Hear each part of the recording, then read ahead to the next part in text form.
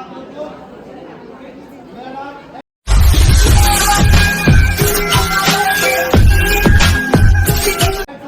गौरव कुमार है। मैं Pawar defence academy का संचालक हूँ और चेतन सर के माध्यम से पिछले साल भी आया था और इस साल भी मैं आप लोग का लड़कों में इंटरेस्ट धीरे धीरे कम होता जा रहा है।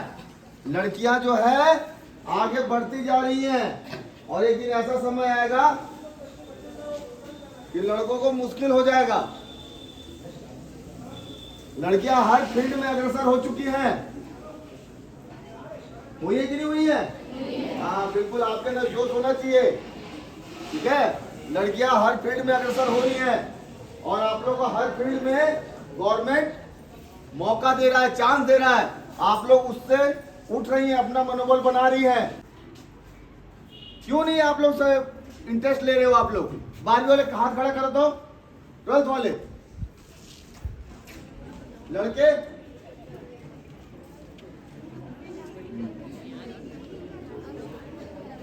बताओ, आप लोग इतनी लड़कियां हो, क्या सोचे हो इसके पे? कोई एक लड़की खड़े हो बताओ कि मैंने 12th के बाद ये सोची हूं। कोई एक बंदा बोलो बोलो बोलो बोलो, संकोच मत करो, बोलो। जब तक आप बोलोगे नहीं तब तक आपका अंदर से खुलेगा नहीं। बोलिए बोलिए बोलिए।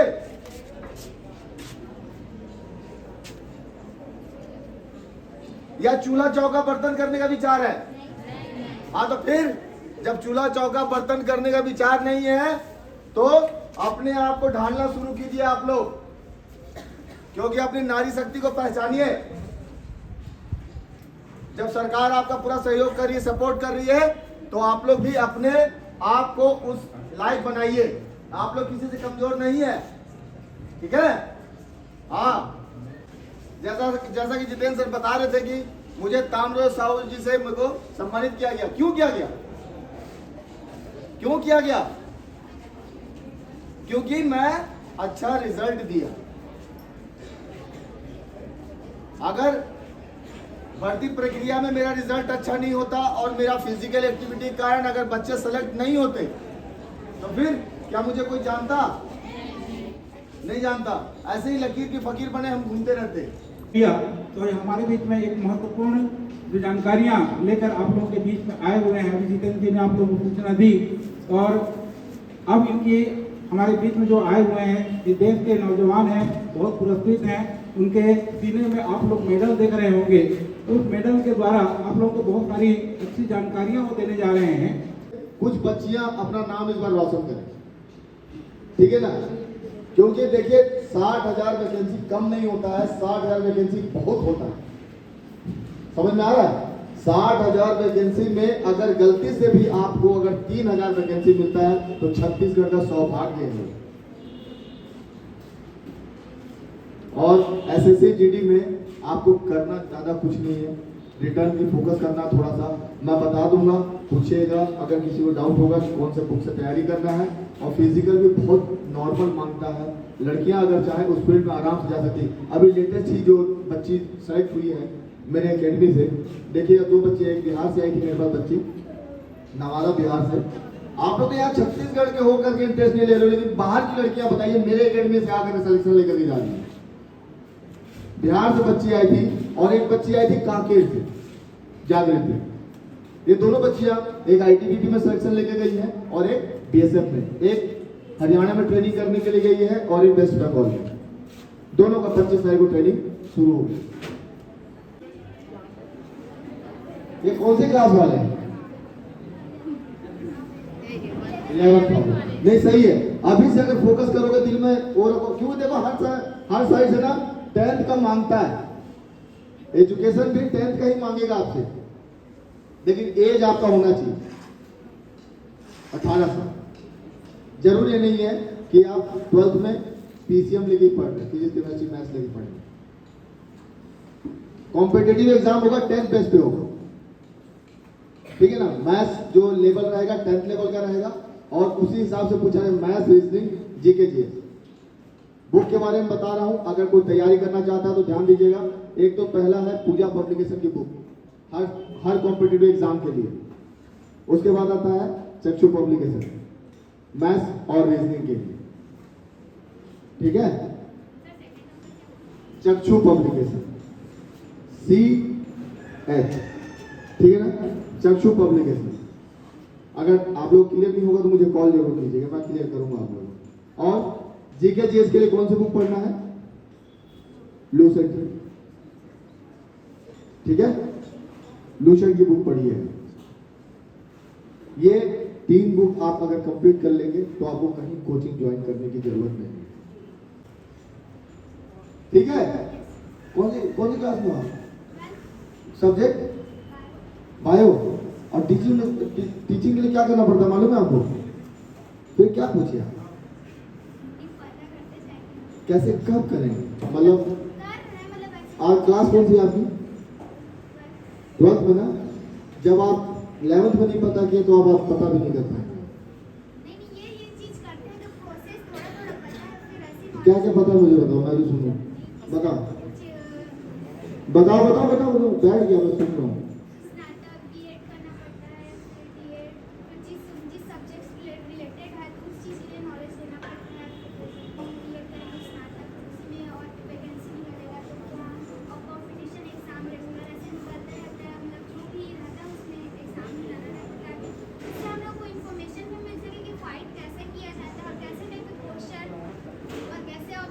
बन गए टीचर, बिल्कुल सही जा रहे हो, बिल्कुल सही जा रहे हो, बिल्कुल सही बोली। ठीक है, जब तक बोलने का आदमी के अंदर शैली नहीं आएगा, मैं जबरदस्ती से क्यों बोलवा रहा हूँ, कोई कारण है उसके पीछे कि कम से कम खुल करके बोली तो, ठीक है। बोलना ही आपका इंफॉर्मेशन है और इंट्रोडक्शन भी है। नहीं तो आप बोलोगे नहीं तो आपको इंट्रोडक्शन, देखो हर फील्ड में सामने ऐसे गुरुदेव लोग बैठे रहेंगे जो आपको इंटरव्यू लेंगे। हाँ पूछो। जैसे हमेशा ये क्यों होता है कि हर कोई बोलने से ही डरता है, मतलब वो सामने नहीं आना चाहता पब्लिक के सामने, लेकिन वो फेमस जरूर होना चाहिए। तो फेमस होने के लिए तो एक ही प्लेटफॉर्म है। क्या प्लेटफॉर्म है? देखिए हाँ, स्टेज पे देखो, मैं ये देखो, मैं एक बात बता रहा हूँ आपको। टीचर जब पढ़ाता है ऐसा ब्लैक बोर्ड की तरफ हाथ करके ना, ऐसे आपको पढ़ा रहा है, आप क्लास में बैठे हैं, 40 बच्चे 50 बच्चे जो भी है बैठे हुए आप लोग, है ना। टीचर पढ़ाता जा रहा है और पढ़ाते पढ़ाते क्या पूछता है आपसे? हाँ भाई क्लियर हो गया?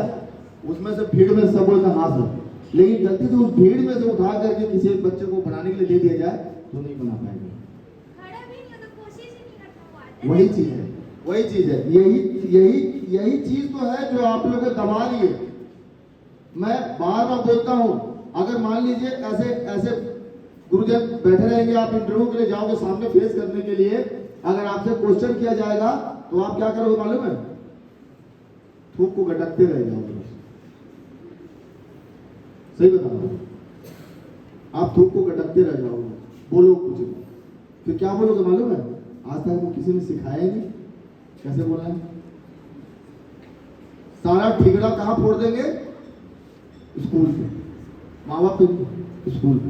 हट, वो स्कूल ठीक नहीं था, ठीक से पढ़ाया। और ये होता है हम लोग ही खुद ब्लेम करते हैं कि स्कूल में अच्छा पढ़ाई। बिल्कुल भाई, सरकारी स्कूल से मैं भी निकला हूँ और शायद गुरुदेव सरकारी स्कूल के ही हैं, सर भी सरकारी स्कूल के ही हैं, और सरकारी मुलाजिम भी। तो ऐसा नहीं है कि सरकारी स्कूल पढ़े, लोग बोलते हैं सरकारी स्कूल की पढ़ाई खराब है, मैं बोलता हूँ स्कूल कोई खराब नहीं है। जिनके पास थोड़ा पैसा है वो प्राइवेट में पढ़ा रहे हैं। अच्छा ये बताओ, किसान का बच्चा ही तो जाता है कहीं ना कहीं बाहर फील्ड में, पैसे वाले का बच्चा कहाँ रहता है? घर में साल बिजनेस सेटअप डाल देता है या कुछ कर देता है, ये कुछ। तो आप लोग इस चीज को समझो कि आप लोग किसान के बच्चे हो तो आपको बाहर जाने के लिए हर मुसीबत का सामना करना है और अच्छे अच्छे लोगों को फेस करना, ठीक है। जब तक आप फेस नहीं करोगे तो आप आगे नहीं बढ़ोगे, और आगे बढ़ने के लिए आपको फेस करना पड़ेगा, और फेस आप लोग करना नहीं चाहते हो।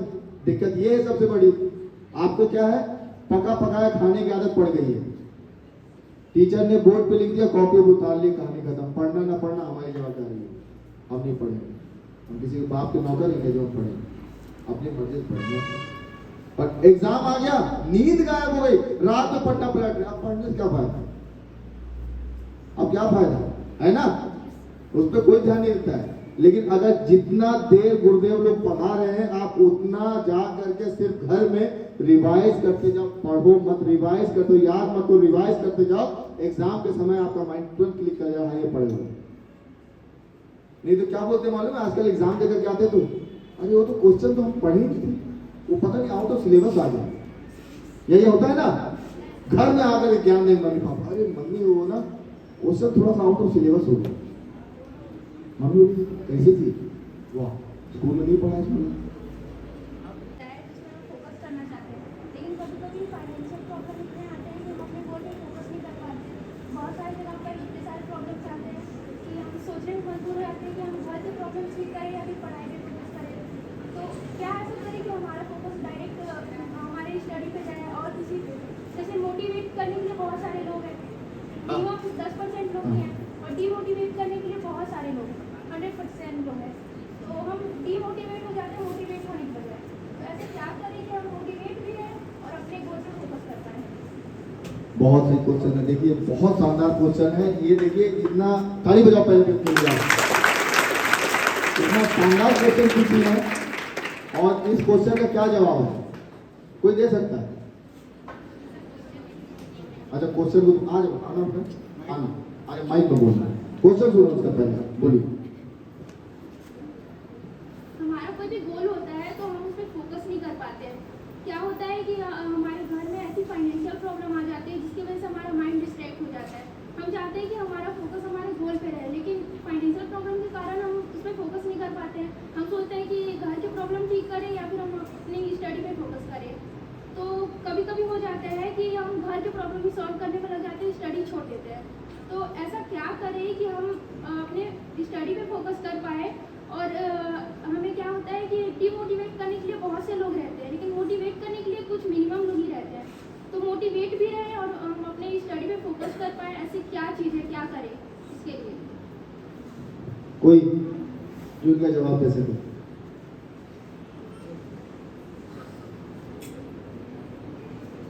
देखिए जितेंद्र सर दे रहे हैं जवाब।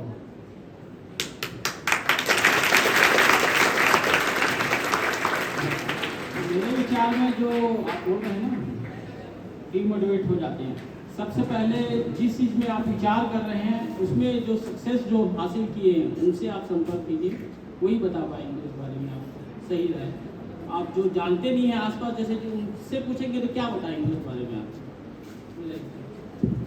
देखो सोशल मीडिया में ना जैसे जो आपने गोल बनाया सोशल मीडिया में उसका डाला हुआ, जैसे मान लीजिए आप बीटेक करना चाहते हैं, बीटेक में भी काफी पैसा लगता है, बीटेक के बाद आप इंजीनियरिंग करके उसको जॉब हासिल करना चाहते हैं, लेकिन अब बीटेक करने के लिए आपको घर की कंडीशन आपकी कैसी है, इसमें जो सामने वाला बंदा है घर से बाहर वाला वो आपकी कोई मदद नहीं कर सकता। इस चीज का ध्यान रखिएगा, ये सत्य है बिल्कुल कि आपका वो बंदा कोई मदद नहीं करेगा, आपको कुछ ना कुछ कैसे ना कैसे करके आपको घर से मदद लेना पड़ेगा, तभी आप, क्योंकि पहले वाला वो समय नहीं रहा कि भाई इस गांव की ये बच्ची पढ़ने में बहुत होशियार है तो पूरा गांव मिलकर के उसकी मदद किया, सुनते थे ना पहले आप हैं? लेकिन वो समय अब नहीं है कि भाई इस गांव की लड़की है बहुत पढ़ने में तेज है, पूरे गांव मिलकर उसको पढ़ाओ, एक कलेक्टर बनेगा तो गांव का उद्धार करेगी, है ना।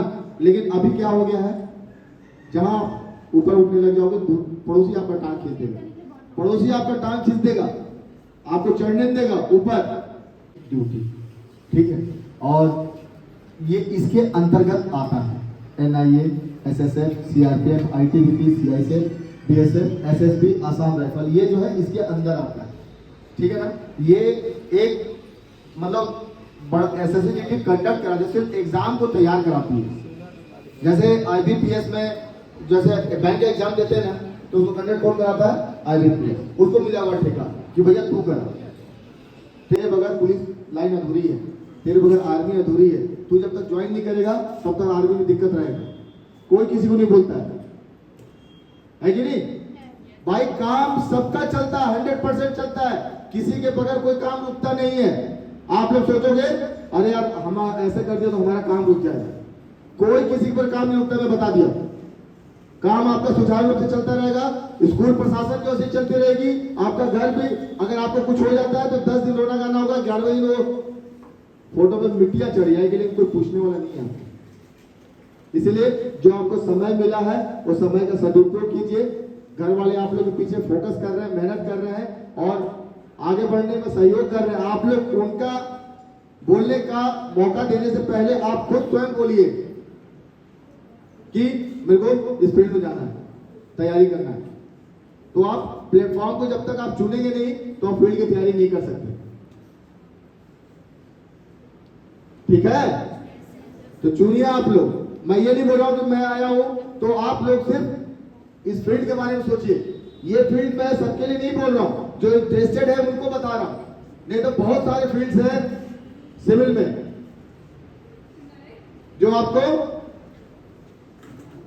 रोजगार देगा, आपको इज्जत देगा, सम्मान मिलेगा समाज में।